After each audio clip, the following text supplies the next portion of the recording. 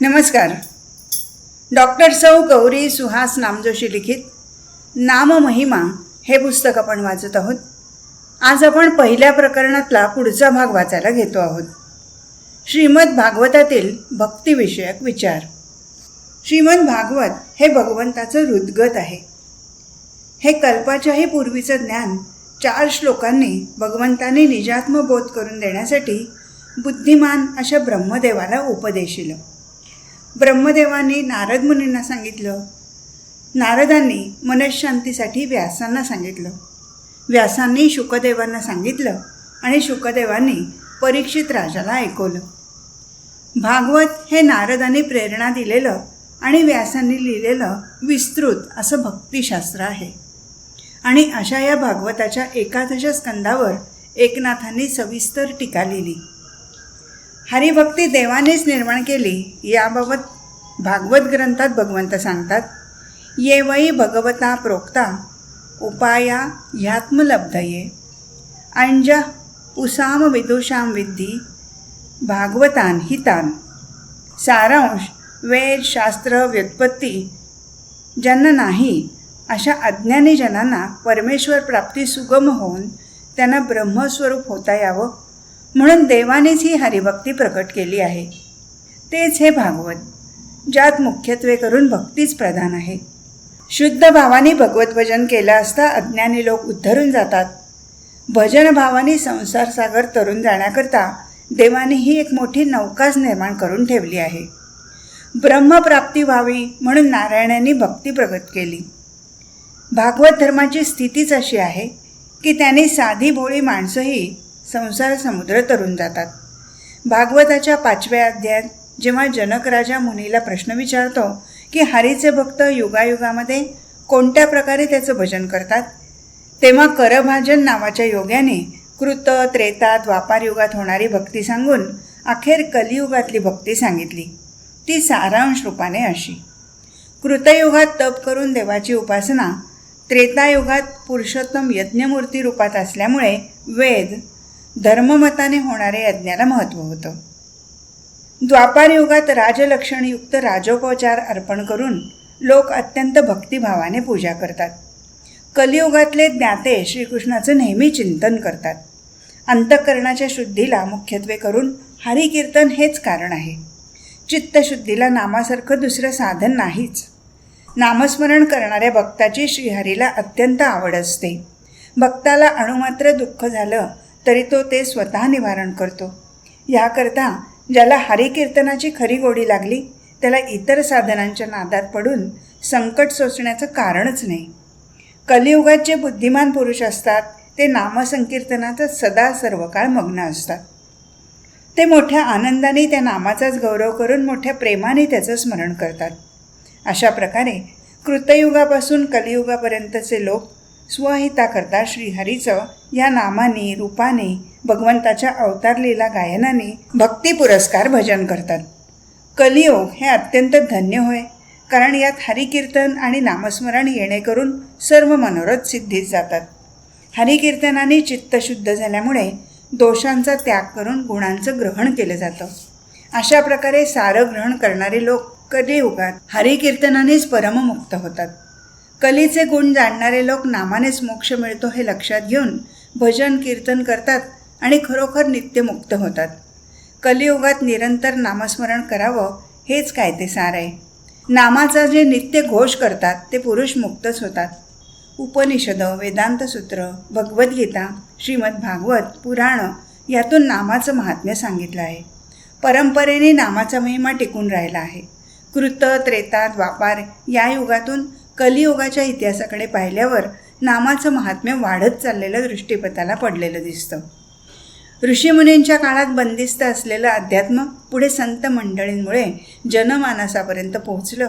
संतांच्या कार्यामुळे आणि उपदेशामुळे नामसाधन सामान्यांच्या हाती आलं.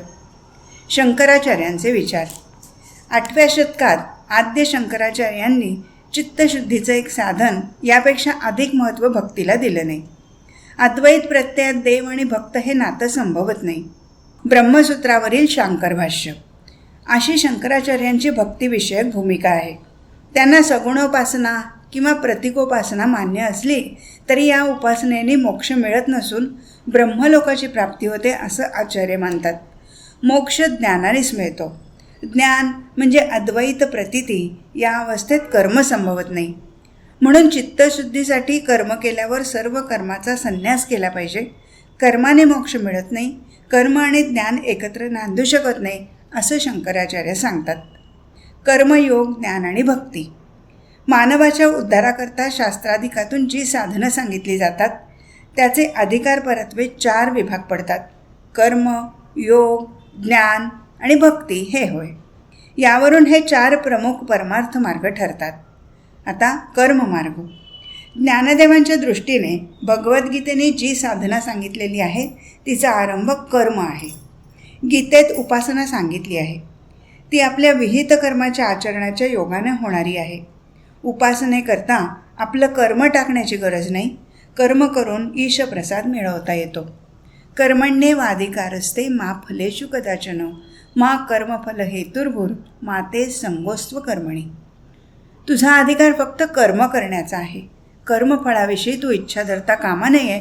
म्हणजे कर्मफलाला हेतुभूत तुला कधी होता उपयोगी नाही. आणि कर्म न करण्याविषयी मनाचा कल होऊ देऊ नकोस. हे महत्त्वाचं तत्त्व कर्मयोगात अपेक्षित आहे. ईश्वरार्पण बुद्धीने कर्म करणं हे भागवत धर्माचं प्रधान अंग आहे. ईश्वराला अर्पण केलेलं कर्म आपल्याला फळ द्यायला कसं उरत नाही. याकरता ज्ञानदेव ज्ञानेश्वरीत पुढील दृष्टांत देतात. अग्निकुंडी बीजे घातली तिथे अंकुरदशा जेवी मुकली तेवी न फळती जी मज अर्पली शुभाशुभ. अशा भावनेने केलेलं कर्म ब्रह्मरूप होतं. कर्म ब्रह्मरूप होणं ही कर्मयोगातली अंतिम पायरी आहे. कर्म ब्रह्म होण्यासाठी मुळात कर्ताच म्हणजे कर्तेपणाच नाहीसा व्हावा लागतो. ईश्वरार्पण बुद्धीने कर्म करण्याचं अंतरंग हेच आहे. जोपर्यंत कर्ता जिवंत आहे मग तो किती का अंशाने असं ना, तोपर्यंत कर्म संपूर्ण नाहीसं होत नाही आणि ते जन्माला कारणीभूत झाल्यावाचून राहत नाही. कर्ताच नाहीसा झाला की कर्म ब्रह्मरूप होणार. कर्म करण्याच्या अगोदर त्या कर्तृत्वाच्या अभिमानाने कर्माला प्रारंभ होतो. हे कर्तृत्व आपलं नसून खरोखर परमेश्वराचंच आहे अशा समजुतीने कार्य करायला लागणं हे कर्माच्या प्रारंभी परमात्म्याला बांधणं होय. आणि आरंभलेल्या कर्मापासून मिळणारं फळ त्या कर्माच्या शेवटी परमात्म्याला समर्पण करणं हेच कर्माच्या शेवटी परमात्म्याला बांधणं होय. कर्म केलीच नाहीत अशी सहजतेने वावरण्याची चित्तवृत्ती होण्यासाठी ज्ञानदेव ज्ञानेश्वरीत म्हणतात. माळिये जेऊ ते नेले ते उते निवांतची गेले तया पाणिया ऐसे केले होवावेगा. जसे माळ्यानं जिकडं नेलं तिकडं काही न तक्रार करता जाणाऱ्या पाण्याप्रमाणे तुझं जीवन निराभिमान होऊन कर्म करणारं होऊ दे. ज्ञानदेवाने कर्म, भक्ती, ज्ञान यांचा या भूमिकेवरून मोठा उत्कृष्ट असा समन्वय केला आहे. ईश्वरार्पण बुद्धीने केलेले हे कर्म हीच ईश्वराची परमसेवा. सर्वात्मक ईश्वराला ही स्वकर्म कुसुमांची पूजा फार आवडते. अशा प्रकारे कर्मयोग हा एक परमार्थ मार्ग आहे. योगमार्ग. ज्ञानदेव हरिपाठ विवरण अर्थात भक्तिशास्त्र या पुस्तकात धुंडा महाराज योग या विषयासंबंधी भाष्य करतात. चित्तवृत्तीचा निरोध करून त्यांचा स्वतःमध्ये लय करून द्रष्टा जेव्हा स्वरूपानुभवात निमग्न होऊन राहतो तेव्हा या स्थितीला योग म्हणतात. अशी योगशास्त्राचे प्रवर्तक महर्षी पतंजली यांची योगाची व्याख्या आहे. प्रत्याहारस्तथा ध्यानम प्राणयामोध धारणा तर्कश्वैव समाधिका षण्डगो योग उच्यते. प्रत्याहार, ध्यानधारणा, प्राणायाम, तर्क, समाधी ही 6 अंग योगाची आहेत असं अमृत नादोपनिषदात सांगितलं आहे. तर अष्टांग योगाची यम, नियम, आसन, प्राणायाम, प्रत्याहार, ध्यानधारणा, समाधी अशी 8 अंग आहेत. ज्ञानेश्वरी 12व्या अध्यायामध्ये 46 ते 59 या ओव्यांमध्ये कुंडलिनी जागृत करण्याचं अतिशय कठीण पातळीवरलं वर्णन केलं आहे. सामान्य माणसाला योगमार्ग अतिशय दुस्तर आहे. त्यांनी योग हा कठीण अध्यात्म मार्ग स्वीकारल्यास तो पूर्ण करून त्यात यशस्वी होणं अवघड असतं. या योगाचं ध्येय म्हणजे शक्तीचं शिवस्वरूपाशी सामरस्य होणं हे होय. शक्ती जागृत झाली की ती सुषुम्नेच्या द्वारा ब्रह्मरंध्रापर्यंत जाते आणि तिथे असणाऱ्या शिवाचं आणि तिचं ऐक्य होतं. हे शक्ती जागृतीचं प्राप्तव्य ह्यालाच समाधी म्हणतात. तसंच पदी प्रवेश असं म्हणतात. इथे योगी पोचला की त्याला परमानंदाचा लाभ होतो. ज्ञानयोग. गीतेत सांगितलेल्या साधनातील कर्मयोग हा ज्ञानयोगाचा पाया आहे, तर ज्ञानयोग हे कर्मयोगाचं शिखर आहे. त्याचं आचरण करणारे भिन्न अधिकाराचे असल्याने त्या स्वतंत्र निष्ठा मानल्या जातात. ज्ञानदेवांनी या निष्ठेचा संबंध विविध दृष्टांत देऊन सांगितलेला आहे. उदाहरणार्थ, पक्षी हा वृक्षावरील फळाला एका झेपेत जाऊन भिडतो, पण माणसाला तसं करणं शक्य नाही. तो त्या ठिकाणी खात्रीने पोचेल, पण त्याला काही वेळ लागेल, कारण त्याला या फांदीवरून त्या फांदीवरून पुढच्या फांदीवर असं करीत फळापर्यंत पोचावं लागतं. देखे उत्पलावना सरिता, पक्षी फळासी झुंबे जैसा, सांगे नरू केली जैसा पावे वेगा, तो हळूहळू ढाळे ढाळे केतुलनी एक वेळे, मार्गाचे निबळे निश्चित ठाकी. आर्त जिज्ञासू अर्थार्थी ज्ञानी अशा विविध प्रकारातील दुर्लभ अशा ज्ञानी भक्तांबद्दल भगवंत गीतेत सांगतात. बहुनाम जन्म नामंते ज्ञानवान माम प्रपद्यते, वासुदेव सर्वमिती स महात्मा सुदुर्लभः. अनेक जन्म घेतल्यानंतर सर्व विश्व वासुदेव होय असं ज्ञान प्राप्त होऊन तो ज्ञानी शरण येतो, म्हणजे मला येऊन पोचतो. असा महात्मा अत्यंत दुर्लभ आहे. अशा भक्ताला जिकडे तिकडे मीच एक दिसतो. तो सर्व जग आत्मरूप पाहतो. हे संपूर्ण विश्व श्री वासुदेव आहे अशा अनुभवरूपी रसाचा त्याचा भाव ओतलेला असतो. म्हणून सर्व भक्तांमध्ये तो राजा आहे आणि ज्ञानीही तोच आहे असे ज्ञानी भक्ताबद्दल भगवंत सांगतात. भक्तिमार्गाचं श्रेष्ठत्व. कर्म, योग, ज्ञान यापेक्षा भक्ती कशी श्रेष्ठ आहे हे सांगणारं सूत्र नारद भक्तिसूत्रामध्ये आढळतं. सातू कर्म ज्ञान योगेभ्यो प्यधिकतरा. अर्थ, ती भक्ती तर कर्म, ज्ञान आणि योगापेक्षाही श्रेष्ठतर आहे. या श्लोकाचं विवरण धुंडा महाराज देगलूकर पुढील प्रमाणे करतात. ज्या भक्तीचं परमप्रेमरूपा, अमृतरूपा, अकाम्यमाना इत्यादी विशेष रूपाने वर्णन केलं आहे, ती भक्ती सामान्य नाही, तर कर्म, योग आणि ज्ञान या सर्व साधनांपेक्षा श्रेष्ठ आहे हे या सूत्रात स्पष्ट सांगितलं आहे. कर्मयोगाचा विचार करता कर्मात देश, काल, वय, अवस्था, वर्ण, आश्रम, अधिकार अशा विविध अडचणी असतात. कर्मात मंत्रविद्या, यज्ञ, दान, तप इत्यादी साधनांचा अंतर्भाव होतो. यात विघ्न निर्माण होतात. एकनाथ महाराज भागवत ग्रंथात 6व्या अध्यायात सांगतात, मंत्रविद्या ग्रहण विकळ उच्चारिता वर्ण, शुद्धी नव्हे तरी दारुण पातकपूर्ण अंगी वाजे, करिता शास्त्रश्रवण चौगुणा गर्व चढे पूर्ण, तो ज्ञातेपणाचा अभिमान न निघे जाण चतुर्मुखा, करिता वेदाध्ययन विस्वर गेलिया उच्चारण, शुद्धी नव्हेची परिमरण अवश्य जाण वृत्रासुरा ऐसे, दान देता नृग बहु अस, कृपी झाला कुकलास, प्राप्ती दुरी परिनाश, असमसाहस रोकडा, तप करिता ऋष्यशृंगासी, तो वश झाला वेश्यांसी, श्रद्धा श्रवणाची ऐशी, शुद्धी आणिकासी पै नाही, कर्म करावे यथानिनुती, तव त्या कर्माची गहन गती, प्राचीन भर यांची कर्मस्थिती नारदोक्ती सांडविली. कर्म करताना येणाऱ्या समस्या इथे लक्षात आणून दिल्या आहेत. जरी यथाशास्त्र कर्मच करून राहावं तर कर्ममार्ग फारच कठीण आहे. भक्तीमध्ये अशा अडचणी नसतात. इथे देश, काल, जाती, आश्रम, वर्ण, व्यक्ती, अधिकाराचा प्रश्नच नाही. विघ्न आल्यास भगवानच ते सर्व विघ्न दूर करत असतो. कर्म, योग, ज्ञान या तिन्ही मार्गांपेक्षा भक्ती कशी सोपी आहे हे पाहता येईल. योग, याग, विधी इत्यादी मार्गाने सिद्धी प्राप्त होणं कठीण जातं. केवळ भाव हेच देवप्राप्तीचं सोपं साधन आहे. त्रिपाद्विभूती महानारायणोपनिषदात म्हटलं आहे, भक्तिरे वैन नयती भक्तिरे वैनन दर्शयती, भक्तिवशः पुरुषः भक्तिरेव भूयसी. ही भक्तीच त्या पुरुषाकडे नेते. भक्तीच त्या परमेश्वराचं दर्शन करून देते. भक्ती श्रेष्ठ आहे. इतर साधनांप्रमाणे भक्तीमध्ये कोणतंही विघ्न आडवं येत नाही. श्रीकृष्ण भगवान उद्धवाला सांगतात, पावावया पूर्व ब्रह्म साधकासी कोणे मार्गी क्षेम, वेदोक्त मदभक्ती सुगम उत्तमोत्तम हा मार्ग. आणिके मार्गी जाता जाण, काम लोभादी उठे विघ्न, का बुद्धी ज्ञानाभिमान, ये नागवण प्रख्य वायाची. तैसे नाही भक्तिपंथी, सवे नवविध सांगाती, चढता पावली अतिविश्रांती, भजनयुक्ती मदभावे. पूर्ण परब्रह्म स्वरूप होण्याला साधकांना बिनधोक मार्ग कोणता? तर वेदांत सांगितल्याप्रमाणे माझी भक्ती करणं हाच सुगम आणि उत्तमोत्तम मार्ग आहे. दुसऱ्या मार्गानं गेलं तर काम लोभादी विघ्न उत्पन्न होतात किंवा ज्ञानाभिमान खड्ड्यात घालतो आणि वेदोक्त कर्मत्यागाचा दोष मात्र पदरात पडतो. भक्ती ही भक्त आणि भगवान दोघांनाही आकृष्ट करत असते. भगवंतही भक्तिप्रेमाने मोहित होतो. भक्त भक्तीत समरस होतो. भक्ती हे भक्ताच्या जीवनाचं अंतिम ध्येय आहे. प्रेमभक्तीचं श्रेष्ठत्व एवढं आहे की प्रत्यक्ष भगवानही त्याची अपेक्षा करतो. येथवर भक्ती महात्म्य सांगितलं.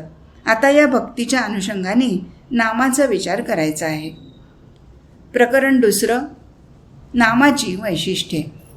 वारकरी संप्रदायातील ज्ञानेश्वरांपासून निळोबापर्यंतच्या संतांनी अभंगवाणीतून सांगितलेलं नामाचं स्वरूप इथे विचारार्थ घ्यायचं आहे. संतांनी नामाचं स्वरूप वर्णन करून सांगताना अनेकविध दृष्टिकोनातून नामविषयक लेखन केलं आहे. नामाचं मूळ, सगुण निर्गुण परब्रह्म आणि नाम, दैनंदिन जीवनात प्रत्ययाला येणारा नाममहिमा, संतांनी आळवलेली नामं इत्यादी विषयांच्या अनुषंगाने संत आपलं नामविषयक चिंतन मांडतात. नामस्मरणाच्या अभावी नरदेहाची व्यर्थता. 84 लक्ष योनीत नरदेह असा एकमेव आहे की ज्याद्वारे ईश्वराची प्राप्ती करून मोक्ष मिळवता येतो आणि जन्ममरणाचा फेरा चुकवता येतो. पण नानाविध कारणांनी मनुष्य नाम घेत नाही आणि त्याचा जन्म संतांच्या दृष्टीनं वाया जाऊन तो केवळ भूमिभार ठरतो. नाम न घेण्याची समाजात दिसून येणारी नानाविध कारणं अशी: भक्तीविषयी अज्ञान, नामावर अविश्वास, विविध साधनं करण्याच्या भानगडीत भक्ती बाजूलाच राहते, वादविवादात माणसं वेळ घालवतात, चांडाळ, अधम, दुष्ट, हीन, पशुतुल्य, ढोंगी इत्यादी वृत्ती, आळस, अंधश्रद्धा, पाखंडाचा वितंडवाद, खोटा उपदेश, अहंकार, दंभ, मान, उपाधीमुळे नामाला तुच्छ मानलं जातं. संतांवर अविश्वास, सांगितलं तरी ऐकायचं नाही, कळतं पण वळत नाही, पडतं मूर्ख उपदेशाकडे दुर्लक्ष करतात. परमार्थापेक्षा प्रपंचात मन आकृष्ट होऊन तिथेच रमतं आणि मी माझं अशी देहबुद्धी वाढत जाते. सारासार विचारांचा अभाव, सुखाची कल्पना चुकीची, प्रपंचात सुख वाटण्याची आशा, मृगजळामागे धावून श्रम, संसारात अनेकदा फजिती झाली, दुःख पदरी पडलं तरी खोट्या सुखाची हाव न संपता ती बळावतच जाते. कर्मबंधाने माणूस दुःखी, संसारात मायापाशाने गुरफटला जातो. क्षुद्र देवतापूजन, पशुबळी, हरिनामात उदासीनता, इंद्रिय विषयपूर्ती, कल्पना, इच्छा यांच्या मागे ते कधी संपतच नाही. अखेर पदरात दुःख. त्यामुळे स्वार्थ, दुराचार, मनाची अशांती, मनाची तळमळ, रात्रंदिवस चिंता, मृत्यूपंथावर असतानाही मोह सुटत नाही. अभागी दुःखी लोक दीनवाणे, पण तरी अज्ञानाने नाम नाही. पापाचं आचरण आणि पुण्याची ओढ नाही. विवेकबुद्धीचा अभाव, त्यामुळे आत्महत्यारी. पैसे घेऊन कथा इत्यादी करण्याची वृत्ती, अभाविक, अभक्त, इतरांच्या भक्तीतील कंटक, अडथळे, कथेला गेले तरी चित्त चंचल, नामाची, भक्तीची, संतांची अवहेलना, उपेक्षा करणारे लोक, समाजघातक, षड्रिपूंचं प्राबल्य, असे अनेक प्रकार समाजात संतांना जाणवले. काही वेळा तुकारामांसारख्या संतांनी अशा लोकांचा निषेध म्हणजे धिक्कार केलेला जाणवतो. तरी त्यांचं मन द्रवतं आणि ते उपदेश करतात. समाज अवलोकनातील निष्कर्ष. समाजवृत्ती संतांना भक्ती सांगायला प्रेरित करते. खरे तर प्रत्येकाच्या अंतर्यामी भगवंताचं वसतिस्थान आहे, पण भक्तीशिवाय तो जाणून घेता येत नाही. माणसाचं मन सदैव विषय, इच्छांनी, कल्पना विकल्पांनी भरलेलं असतं. त्यामुळे त्याला भगवंताचा विसर पडतो. पण नामस्मरण केलं तर मनातील संकल्प विकल्पाची जागा भगवंताच्या नामाने व्यापू लागते आणि असं सातत्याने होत राहिलं तर मन भगवंतमय होतं. अंतर्यामीच्या ईश्वराची जाणीव होते. त्यामुळे दुराचार, दुर्विचार, पाप संपुष्टात येतात. मन, चित्त यांची शुद्धी होते. पूर्वी दुराचारी असलेला माणूस सदाचाराने वागू लागतो. त्याला भगवंताची अखंड सोबत झाल्यामुळे कसलंही भय वाटत नाही. तो मनाने खंबीर होतो. अशीच निर्भर खंबीर मनं संतांना निर्माण करायची होती. म्हणून ही सुलभ असणारी आणि सुपरिणामकारक नामभक्ती वारकरी संतांनी सांगितली. स्वतःला मिळालेलं भक्तिसुख सर्वांना मिळावं या कळकळीने संत नाममहिमा सांगतात. नामाची अंगभूत वैशिष्ट्य. नाम म्हणजे भगवंत प्राप्तीचं बीज आहे. म्हणून नामस्मरणाने भगवंताला जाणून घेता येतं. नामभक्तीद्वारे नामतत्वाचं महत्त्व समजतं. संतांना आलेल्या अनुभवातून त्यांनी जाणून घेतलेलं नामतत्व अभंगाद्वारे लोकांपर्यंत पोचवलं. सृष्टीविस्ताराचं मूळ बीज असणारा ओंकार हा सर्व मंत्रांचा आदी मंत्र आहे. म्हणून त्यांनी आपल्या अभंगातून ओंकाराचं प्रतिपादन केलं आहे. तसंच नाम हे भक्तीचं परमात्मा प्राप्तीचं बीज आहे, मूळ आहे. नाम हा निखळ उघडा मंत्र आहे. नाम हे संतांनी सांगितलेलं वर्म आहे, गुह्य गुपित आहे. गुरूंनी शिष्याला सांगितलेलं गुज किंवा भक्तिमार्गाची खूण आहे. मूळ बीज ओंकार हे नामब्रह्म आहे. त्यामुळे नामभक्ती ही प्रत्यक्ष ब्रह्माला जाणून घेण्याची युक्ती आहे. तसंच नाम हेच ब्रह्म, नाम हेच आत्मतत्व असं लक्षात येतं. सुरुवातीला ओंकाराचं स्वरूप जाणून घेऊन नामभक्तीच्या दृष्टीने ओंकाराचं संतांनी सांगितलेलं महत्त्व लक्षात घेऊन नाम हे भक्तीचं परमात्मा प्राप्तीचं मूलतत्व कसं आहे हे अभंगाद्वारे समजून घेण्याचा प्रयत्न करता येईल. त्यासाठी प्रथम काही अभ्यासकांनी ओंकार स्वरूपाविषयी मांडलेले विचार लक्षात घ्यावे लागतील. ओंकार सर्वांचं मूळ. सृष्टीविस्ताराचं मूळ बीज असणारा ओंकार हा सर्व मंत्रांचा आदिमंत्र आहे. म्हणून त्याचा विचार प्रथम करायला हवा. ओंकार या नामबीजाविषयी नामचिंतामणी या ग्रंथात विवेचन येतं ते असं: हा सर्व प्रपंच नामरूपमय असल्यामुळे अविद्याग्रस्त जीव नाम व रूप यांच्याद्वारेच बंधनाला प्राप्त झाला आहे. यासाठी जीवाची मुक्ती ही दिव्य नाम आणि दिव्य रूप यांच्या सहाय्यानेच होणारी असते. जन्म कर्मच मे दिव्यम एवं यो वेत्ती तत्वतः त्यक्त्वा देहम पुनर्जन्म नैती मामेती सोर्जुन. भगवंताची जन्मकर्म दिव्य आहेत आणि जीवांची मलिन आहेत. दिव्य जन्मकर्माच्या यथार्थ ज्ञानाने मलिन जन्मकर्माचा नाश होतो आणि तो जीव जन्ममरणाच्या फेऱ्यात न सापडता परमात्मा स्वरूपालाच पावतो, असा गीतेत भगवद्वाणीचा सिद्धांत आहे. इतर पदार्थांची नामं आणि भगवंताची नामं यातही असाच फरक आहे. भगवंताची नामंही दिव्य आणि त्यांची रूपही दिव्यच आहेत. अवतार मूर्ती अथवा त्यांच्या प्रतिमा ही त्यांची दिव्य रूपं आहेत. या दिव्य रूपांच्या प्रतिमांच्या साहाय्याने म्हणजे अर्चन ध्यानादिकाने भावसमाधीद्वारा साधक उच्च अधिकाराला प्राप्त होऊन मोक्षभागी होऊ शकतो आणि दिव्य नामाच्या साहाय्याने मोक्षाधिकारी होतो. शास्त्रात मंत्रांना दिव्य नाम म्हटलं आहे. मूल प्रकृतीच्या दिव्य भावानुसार बनलेली मूर्तीही दिव्यरूप म्हटली जाते. त्याचप्रमाणे मंत्र हे त्या प्रकृतीच्या दिव्य राज्यातील स्पंदनजनित शब्द असल्यामुळे दिव्य नामे संज्ञा पावतात. अर्थात आद्य मंत्र जो ओंकार त्यासहित इतर सर्व मंत्र हे प्रकृती स्पंदनद्वाराच उत्पन्न झाले आहेत. योगशास्त्रात सांगितलं आहे की सृष्टी कार्याच्या वेळी प्रकृती प्रथम स्पंदनाने जो शब्द उत्पन्न होतो तो ओंकार स्वरूप प्रणव होय. सत्व रजतम या तिन्ही गुणांच्या साम्यावस्थेपासून वैषम्यावस्था व्हायला सुरुवात झाली. तेव्हा प्रथम जो धक्का बसला अथवा कंपन झालं त्याचवेळी तिन्ही गुणात एकसमयावच्छे करून चलन झालं, तेव्हा जो ध्वनी झाला तोच ओंकार होय. ज्याप्रमाणे साम्यावस्थेशी संबंध ठेवणाऱ्या प्रकृतीचा शब्द ब्रह्मा विष्णू शिवात्मक ओंकार आहे, त्याप्रमाणे वैषम्यावस्थापन्न प्रकृतीचे नाना शब्द आहेत आणि हेच नाना शब्द उपासनांचे बीजमंत्र आहेत. भगवान पतंजलीने ओंकार हा ईश्वराचा वाचक म्हटला आहे. तस्य वाचकः प्रणवः तज्जपस्तदर्थ भावनम ततः प्रत्येक चेतनाधिगमोप्यंतराया भावश्च. भावार्थ आहे ओंकार ईश्वराचा वाचक आहे. ओंकाराचा जप आणि त्याच्या अर्थाची भावना यांच्याद्वारे आत्मप्राप्ती आणि विघ्ननाश होतो इत्यादी. प्रकृतीच्या प्रथम स्पंदनाने व्यापक प्रकृतीत जो महान शब्द उत्पन्न केला त्याचाच परिणाम रूपाने अनेक शब्द उत्पन्न होतात. या सिद्धांतावरून प्रथमचा महान शब्द जो ओंकार, त्यातूनच इतर समस्त मंत्रांची उत्पत्ती झाली. सृष्टीत जितके शब्द आणि वर्णमालेचे वर्ण आहेत ते सर्व ओंकाररूपी महाशब्दाच्या विकारानेच उत्पन्न झाले आहेत. प्रत्येक मंत्राच्या बरोबर ओंकार जोडून उच्चार केला असता मंत्र आपल्या व्यापक शक्तीला संपादन करू शकतो. ओंकारात सर्व मंत्रांना सिद्धी प्रदान करण्याची शक्ती असल्यामुळे ओंकार हा परममंगलकारक आहे असं स्मृतीत सांगितलं आहे.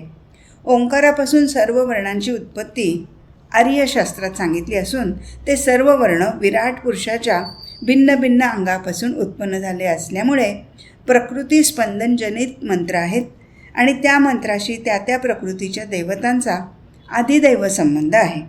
यासाठी समष्टी प्रकृतीच्या स्पंदनाने उत्पन्न झालेला ओंकार शब्द परमेश्वराचं वाचक नाम आहे.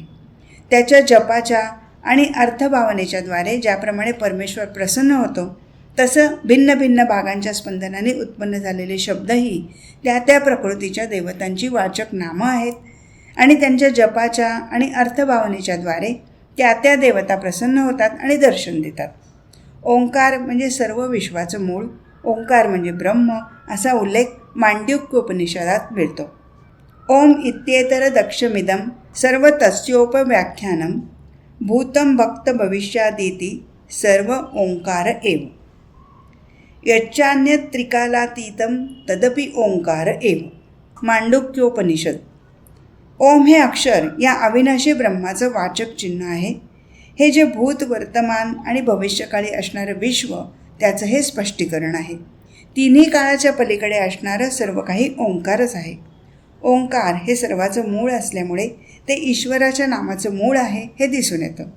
पर्यायाने नामभक्ती ही सगुण निराकार परब्रह्माची म्हणजेच ओंकार स्वरूप प्रणवाची उपासना होऊ शकते. भक्तीच्या प्राथमिक अवस्थेत भक्त निर्गुणाला जाणू शकत नाही, मात्र सगुण साकार परमेश्वराच्या ठायी चित्त ठेवून तो भक्ती करू शकतो. अशावेळी सर्व साधनात नाम हे साधन मूळ आणि चांगलं सोपं साधन आहे. त्यामुळे नाम हे बीज मानलं जातं. नाम आणि नामी यांच्या अभेदामुळे नामापेक्षा ब्रह्म वेगळं नसतं.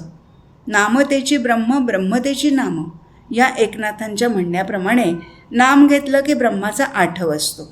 म्हणजे ब्रह्माचं बीज नाम असतं. तर ब्रह्म म्हणजे ओंकार, तर नाम हे ओंकाराचं बीज मूळ ठरतं. नाम हे ओंकाराचं बीज असल्याचा उल्लेख तुकारामाच्या अभंगात येतो. वेद जया गाती आम्हा तयाची संगती, नाम धरियले कंठी अवघा साठविला पोटी, ओंकाराचे बीज हाती आमुचे ते निज, तुका म्हणे मोठे अणुरेणू या धाकुटे. नामस्मरणाने देहातील आत्मतत्वाला ओळखून अंतरंगात साठवून ठेवता येतं. ते तत्त्व सर्वात मोठं आणि सर्वात लहान अणुरेणू एवढं स्थूल सूक्ष्म असं असणारं केवळ नामामुळे धरून ठेवता येतं. असं नाम हे या ओंकाराचं बीज ठरतं. हे बीज भक्ताच्या हाती येण्याचा एक इतिहास आहे. निवृत्तीनाथ या बीजप्राप्तीची कथा आपल्या अभंगात सांगतात. आदिनाथ उमा बीज प्रकटिले, मच्छिंद्रा लादले सहज स्थिती, तेची प्रेममुद्रा गोरक्षा दिधली, पूर्ण कृपा केली गयनी नाथा. वैराग्य तापला सप्रेमे निवाला, ठेवा तो लाधला शांती सुख, निर्द्वैत निश्चंक विचारता मही, सुखानंद हृदयी स्थिरावला. विरक्तीचे पात्र अन्वयाचे मुख, येऊनी सम्यक अनन्यता, निवृत्ती गयनी कृपा केली पूर्ण, कुळ हे पावन कृतण नामे. नाथपंथांचे मूळ प्रवर्तक जे श्री मत्स्येंद्रनाथ, त्यांना अप्रत्यक्षरित्या जो प्रथम उपदेश मिळाला तो आदिनाथ श्री शिवशंकर यांचकडून मिळाला आहे. एकदा श्री शंकर पार्वतीला एकांतात समुद्रकाठी महाज्ञानाचा उपदेश करत होते. हा उपदेश श्री विष्णूंनी म्हणजे नारायणांनी माशाच्या पोटात राहून समुद्रात ऐकला. ही गोष्ट श्री शंकराच्या लगेच लक्षात आली. हा मत्स्येंद्र म्हणजे भागवत धर्मी नवयोगेश्वरांपैकी कवी नारायणाचा अवतार आहे हे त्यांनी ओळखलं. ते कवी नारायणाला म्हणाले की तू बद्रिकाश्रमाला ये, तिथे दत्तात्रेयाकडून हाच उपदेश मी तुला करवीन आणि मग दर्शन देईन. शिवानी पार्वतीला सांगितलेलं हे गूढ ज्ञान ब्रह्मज्ञान ऐकून प्राप्त करून घेतलं. हे ब्रह्मज्ञान त्यांनी मग या पृथ्वी तलावर अशा तऱ्हेने आणलं. आणि आदिनाथांचा खऱ्या अर्थाने पहिला शिष्य म्हणून मान मिळवला. त्यानंतर ब्रह्मज्ञानाचा उपदेश मत्स्येंद्रनाथांनी गोरक्षनाथांना केला. गोरक्षनाथांकडून गहिनीनाथांना उपदेश मिळाला. गहिनीनाथांनी निवृत्तीनाथांना हाच उपदेश केला. या उपदेशाचं मूळ बीज म्हणजे भगवंताचं नाम हे आहे. अशा प्रकारे श्री शंकराकडून ते नामबीज निवृत्तीनाथापर्यंत पोचलं. निवृत्तीनाथांनी ज्ञानेश्वरांना हे नामबीज देऊन त्याचं गुह्य ज्ञान दिलं आणि तू पुढे त्याचा जनमानसात प्रचार कर असं निवृत्तीनाथांनी ज्ञानदेवांना सांगितलं. नामप्रसाराचं कार्य ज्ञानेश्वर करीत असताना संत नामदेवांनी हे कार्य हाती घेतलं आणि कथाकीर्तनातून अखंड नामस्मरणाचे पाठ देणे सुरू केलं. हाच वारसा सर्व वारकरी पंथातील संतांनी पुढे चालू ठेवला. आज तागायत नामबीज प्रसाराचं कार्य अव्याहत चालू आहे.